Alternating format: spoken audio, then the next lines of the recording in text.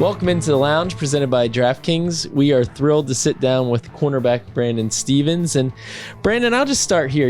You're just such a cool customer. Like, it's at all times, right? Like on the field, it feels like when the ball's in the air, it's coming at you. All right, cool. You know, like off the field, just hanging out with you in the locker room, just a cool customer. So I want to know, what gets you like really amped up other than football? I'm sure like when you get ready for a game, your blood's pumping, right? But other than football, what gets you kind of fired up? Man, I'm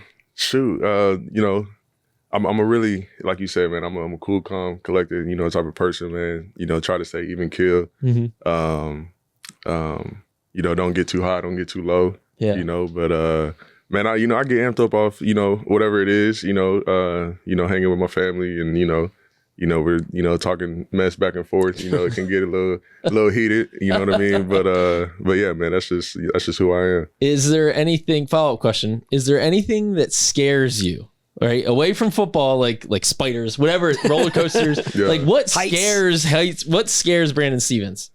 What scares me, man, there's a thing we say in our family, man. Scared people don't belong here. Oh, okay. All right. So I don't know, man. Not too much. All right. Yeah. That's the family motto right there. That's the family motto, man. That's awesome. Yeah. I love that. I'm gonna have to adopt that. Yeah.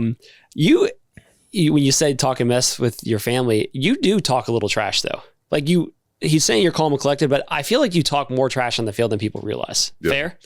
A little bit. It's got to be in the right moment. You know what I mean? It can't just be off a go ball that they didn't throw. Yeah. You know what I mean? Look, you are coming off a great season last year, and I think that your season this year is off to a strong start as well. What do you think going back to last year? Like, what led to that breakout season that you had?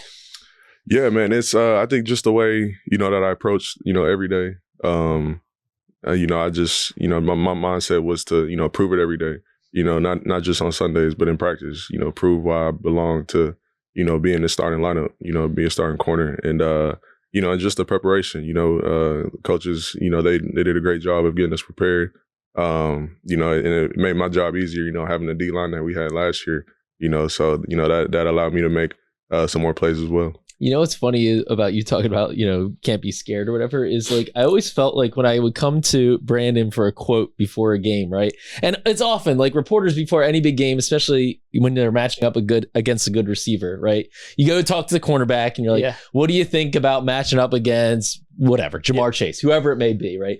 And like, you would like never, you'd always be like, yeah, they're all right. They're all right. Like, like you're not a guy who's like gonna like give an opponent their flowers. And I feel like that kind of speaks to that mentality that you have. Like, I'm not scared. I'm not gonna talk them up. Right. Yeah, man. I respect, each and every opponent, every player, you know what I mean? But a guy going up against somebody else, that's what happened that week. You know what I mean? Right. So I can't really give my props too much, until we go at it, you know what I mean? But like I said, I respect, every player. So I'm curious, we talked about how good last season was. What makes you a better player this season than you were even last year? Yeah, I think, experience is what everyone dreams of, and dies for, is just to be out there and get, rep after rep. And so, putting the season like I did, last year, together, just seeing, doing a self-scout, seeing what my strengths were, see what my weaknesses were, and really honing in on that. I think that'll pay dividends, as the season goes on. So earlier this offseason, you were asked kind of just about your goals, similar to what we're talking about right now. And you made the point that you want to dominate each and every game, and that coming out of the end of the season, I want to be regarded as the top corner in this league. How do you go about doing that? Yeah, like I said, just a second ago, man, it's how I approach, every day. It's a marathon, not a sprint. You know what I mean? Just attacking each day, man, and doing what I can do, and to help this team win. You know what I mean? And man, just competing. Competing on the plays that are thrown to me and not thrown to me. You know what I mean? Just being in the right position, but But yeah, it's just how I go about, each day is, and just making that a routine, I think will really pay off. I think part of it is like reputation. I think that in the guys that can make it to the Pro Bowls often make it year after year because you have that reputation, right? Yeah. And that once you get to that level, then all of a sudden everyone looks at you in that way. And so when you have the season that you had last year, you start to get into that conversation of okay, now this is a guy that we're not going to test him, but we're going to look out for him. We're going to game plan to stop him. And I think like the conversation around you changes. Do you feel like that other teams are going to look at you differently, and are you getting, I guess, more respect than you would have a year ago? Yeah, man, I kind of joke around with the DBs a little bit. They, during training camp, they're like, man, when they gonna stop trying you, man? And I'm just like, man, I get it. Former running back going to DB, I get it. That's why they're coming at me. But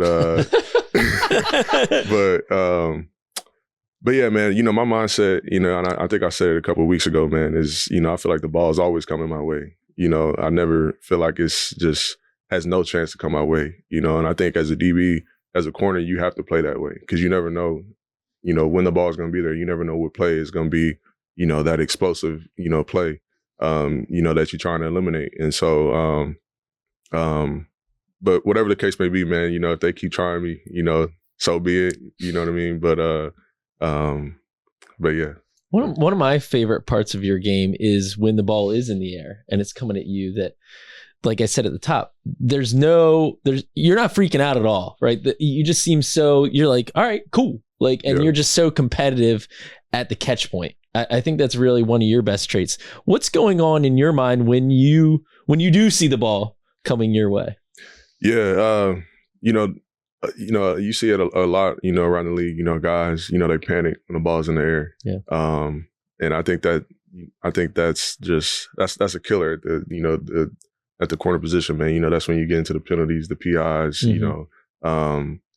but just staying calm, throughout the rep, but still having an urgency and intensity that, that you're, trying to also compete and win the rep, you know what I mean? But yeah, I think it just, goes back to, my personality, man, cool, calm, collected. You know what I mean? Yeah. So along those lines, the Ravens this year in April will draft Nate Wiggins. And, it became pretty apparent in watching Nate this spring and summer, like, this is a really good player. Like, obviously the tools were there and a lot of talent. But it also was very quickly apparent to me that, like, his snaps aren't coming at your expense. Like, you're going to be on the field. And like, it was very evident in watching practice that, like, you're going to be on the field 100% of the time because of how well you're playing. What was your mentality there, knowing that they had a really talented first round pick, but at the same time, you're someone that we just have spent all this time talking about. You've established yourself and you're a respected guy. So like, what was your mentality on that front? I think it was, to me, honestly, it was just, it was business as usual. Nothing really changes. My mindset, like I said, is, I have to continue to prove myself. I got to continue to prove, why I belong to be here, and, be, a starter on this team. But yeah, man, Nate, he's been doing a great job, man. He's, I was just telling the other day, man, just, you're going to be a big part of this defense. You know what I mean? Just stay ready, continue to ask the questions, that you've been asking, and just, get a better understanding of the defense. But yeah, competition is competition, regardless of who it is. But we're a unit and we're going to work together. Other than the obvious speed factor that Nate has, what has stood out to you behind the scenes or whatnot about him?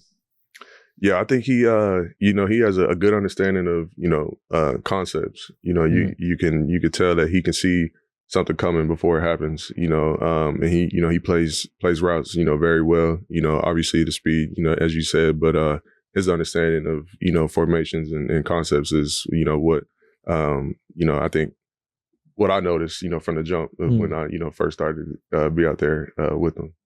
What's it like in the DB room? Like that group, I always think that like the DBs are among the most active and like, I always think that that's probably the most challenging room to step into because it's probably the biggest personalities on the team. Like talkers, like You got Chris Hewitt too. Chris Hewitt too as a coach. Like an alpha. Yeah. Like you step into that room, you got to have confidence and bravado and be able to carry yourself a certain way. Yeah. So what is it like behind the scenes in that room?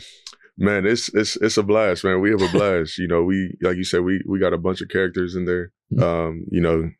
Obviously everyone knows about Marlo, Marcus and whatnot. And we're a young group. We are a young group. And we enjoy that part. That people are consider us young or inexperienced, whatever the case may be. But no, it's fun, man. We laugh a lot, man, joke a lot, personality show. And we're just there to, play ball and strap people up, man. Do you think that this could be maybe the Ravens' best secondary ever? I mean, I look at the talent and I feel like the potential is there. Like, kind of across the board, right? I mean, there's got Ed Reed, Chris Talis, right. Ravens. We've had some good DBs, but when you look at the talent across the board collectively, safety and corner, I mean, it's pretty darn good. Yeah. No, we have dollars all across the board, man. With all the skill that we have, all the talent we have in the back end, man, I think we can definitely, be, the top secondary, not only, in the history of the Ravens, but in the NFL, you know what I mean? We got the pieces, like I said, but, we have to, it's our job to go out there and prove that, every day, no one's just going to give us that title just, because we're a part of a great, defensive organization, historically. Yeah. Right. Is that something that you've talked about in the room? Like, is that the bar that's been set? Like, hey, we intend to be the best secondary in the league. Oh yeah, no, 100%, man. We, it's on everybody's mind. We don't talk about it too much, but it's what is expected, from us. And, that's our goal at the end of the year is to not only be the best defense, of course, but, top secondary in the league. Right. Speaking of on everybody's mind, we have to ask you, it's a contract year, right? It might not be on your mind, but, it's certainly something that pundits are talking about and thinking about. You've talked about, you kind of put that to the side. How are you able to do that when it's life-changing, right? I mean, that's part of the reason that people play this sport, right? To provide for their families, right? And like that is on the horizon for you. How are you able to compartmentalize that personally? Yeah, I think, it's, talking to guys that, that have gone, in their contract year, man, it's, a lot of people say it's so easy to become distracted with it. And, to lose sight of what's in front of you, man, honestly, I just been just taking it one day at a time, so, right. Just putting that to the side and, focusing on what I have to do, week in and week out, man, the rest will take care of itself. Do you look at Justin Madubuike last year? He was in the same boat and he went out there, had a career year, and then got a massive contract, changed a life-changing contract. Do you look at that as an example of like, if I just go out there and play, then that can be what's waiting for me at the end of this year? I think that, it's a long season, right? And so, just approaching each day, the way that I've, been doing, since I got here, doing that consistently, the payday will be the payday, you know what I mean? Mm-hmm. And honestly, I don't even like talking about it, too much because I don't like giving it too much attention myself. Mm-hmm. But what, what's in store for me is, will happen, so that, I don't stress on it, too much, really at all. But, I'm just focusing on, doing my job, man. That's like plain and simple, just doing my job, and the rest will be what it is. It's not a question, but I'll make one point on this subject that I think about you is, you were running back at UCLA, right? You had a scholarship Pac-12 school, right? Yeah. You gave up that scholarship for essentially what was kind of a tryout. Yeah. At SMU to switch positions and play corner and prove yourself. And I think that says a lot about you, about your willingness to bet on yourself, right? That like, hey, I have the confidence that I can do it. And I feel like you can nod your head yes or no, that is playing a part in this for you.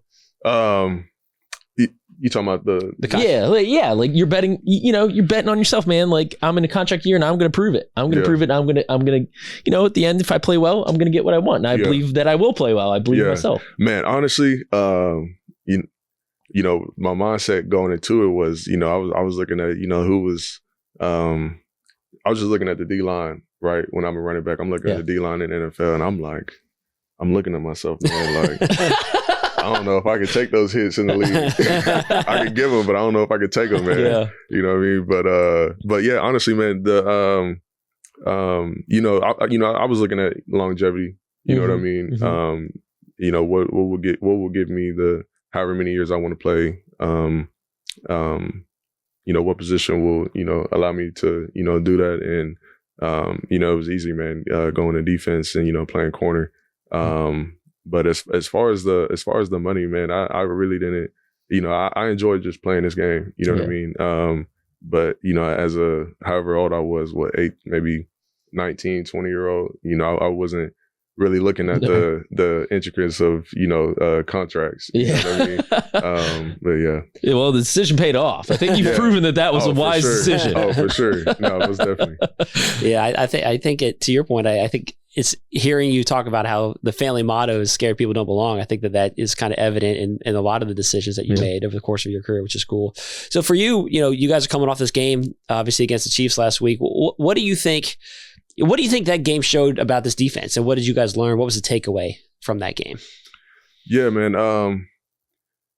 Obviously it was a tough loss. Didn't play our best ball, and we know that. There's so much to learn from, and get better at. And so we're it's the first game. In the first game, you always want to do well. You want to do well in every game, but you want to, really set the tone.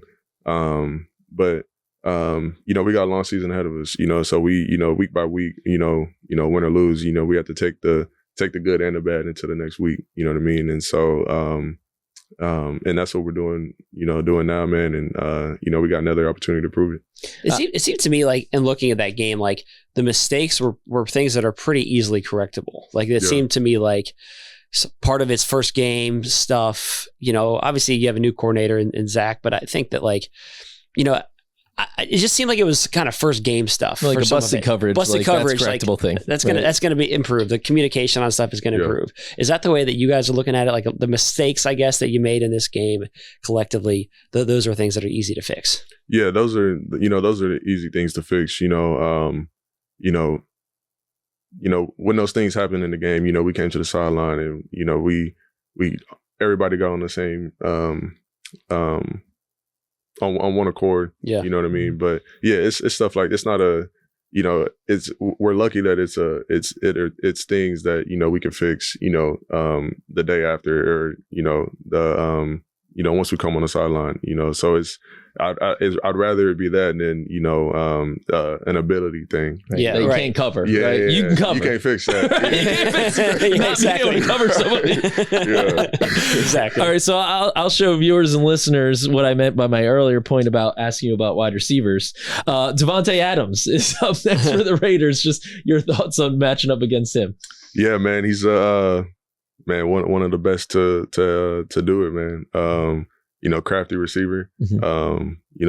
A matchup that I'm definitely looking forward to. Yeah. I think we all are. But yeah, it'll be a lot of fun, man. I want to go back again also to a point you made, and it's been an undercurrent throughout this whole discussion here, is like the one day at a time approach and taking care of your business. Can you take us inside what your day looks like, your routine, right? Because it seems like you're just really a guy who sticks to that routine and finds success with that. What does your routine and your work ethic look like behind the scenes, and has that evolved over your career? Like, when did you say, oh, I'm a young player, but you know what? Now I've got my routine.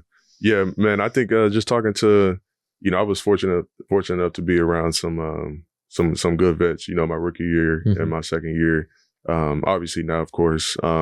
But just learning from those guys, I could think of like, Chuck Clark, McPhee, guys like that kind of gave me the blueprint, of what it looks like to be a pro. Mm-hmm. And man, I truly do appreciate those guys, man. But would I say, do I have it all figured out? I wouldn't say that, man. I think I'm continuing to learn and, see what, works best for me and whatnot. And that's the beauty of it. You know what I mean? Just never getting comfortable, yeah. Awesome, man. Well, we're excited to see what you do this year. I'm excited to see the behind the scenes photos. Are you still doing that? Last year you were documenting the season with your point and shoot. They're coming back. They're coming back. All right. I'm excited for that too. And of course the play on the field. Yeah, exactly. You're more excited for the photos? I'm more excited for the play. I'm not going to lie. Well, thank you, Brandon. Thanks for joining us. Appreciate it, man. Appreciate it. Thank you. Welcome back into the Lounge Podcast. We're coming to you from the SeatGeek studio. We also want to give a shout out to our friends at DraftKings Sportsbook. They are an official sports betting partner of the Baltimore Ravens. DraftKings Sportsbook, the crown is yours. So really enjoyed the conversation with Brandon. I think that I hope that listeners and viewers come away from that the same way I did, which is I think it shed some insight into his mindset. Like, we ask him about the contract stuff. We ask him about trying to prove yourself as a starting corner. Like, I just think he's somebody who has supreme confidence in himself. And clearly that's kind of been instilled in him from a young age. He's bet on himself. He's changed positions. He's changed schools.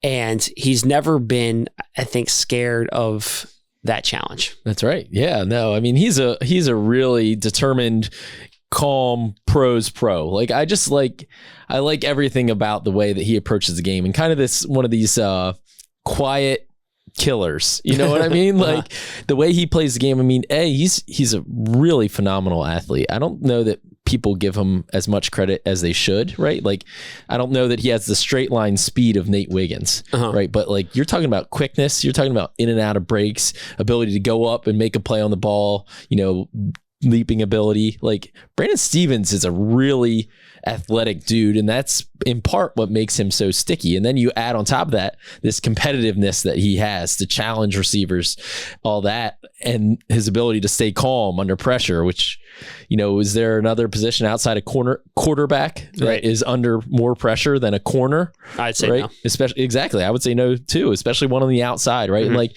he's just proven it time and time again. I mean, he was getting reps as a starting safety as a rookie. Yeah. Right. And there were questions, is he going to be the Ravens nickel and all that stuff? And like, the dude just continued to ball out in games and in practice and establish himself as a legit starting outside corner. Yeah. Of which there's 64 of those in the league, and he's one of them. Yeah. It's impressive to go from a college running back to that. And I think that not only is he top 64, I think...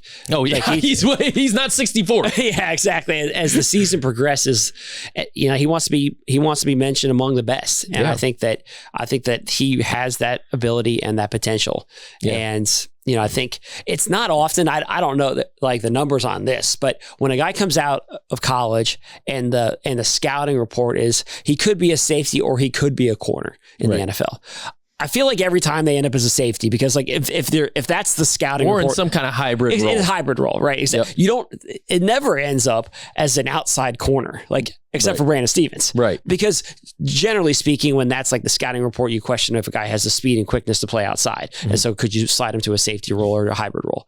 But like Brandon Stephens has all those things and he has done it as an outside corner. I just think I give him a ton of credit and I love his attitude. And I think that like when you look at it, he's been one of Eric DeCosta's best picks. I was just going to say, like, you have to give the front office props for that pick too.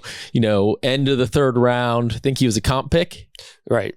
Maybe he was end of the third round.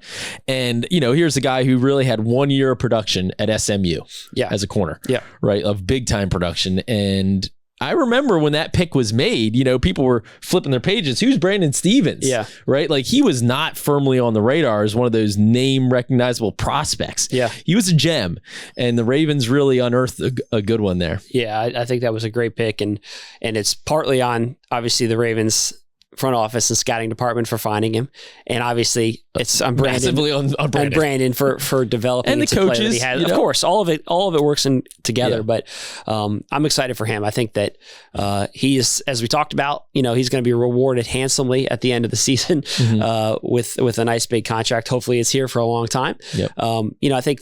Well, Eric DeCosta said that, right? Eric DeCosta's quote, I have it here. He says, he plays a position where the best players are highly compensated, but we'll do our best to keep him.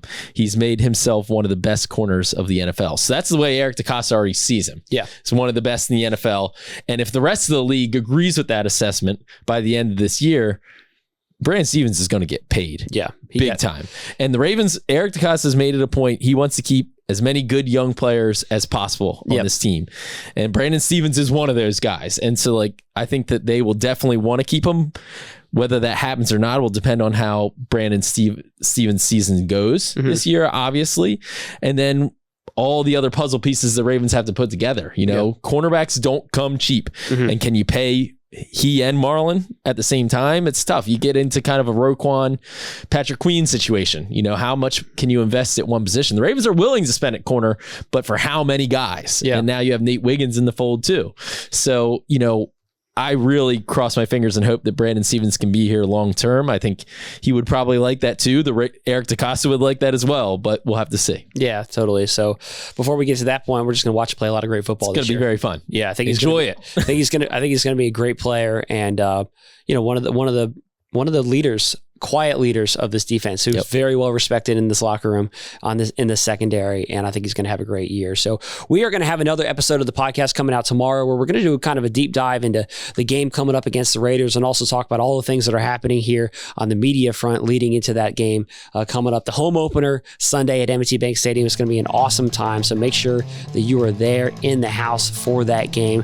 Also get into your seats early because it's going to be a great atmosphere pre-game, so make sure you're in your seats early for that 1 o'clock kickoff on Sunday. Thank you so much for watching and listening. We will be back with you again tomorrow.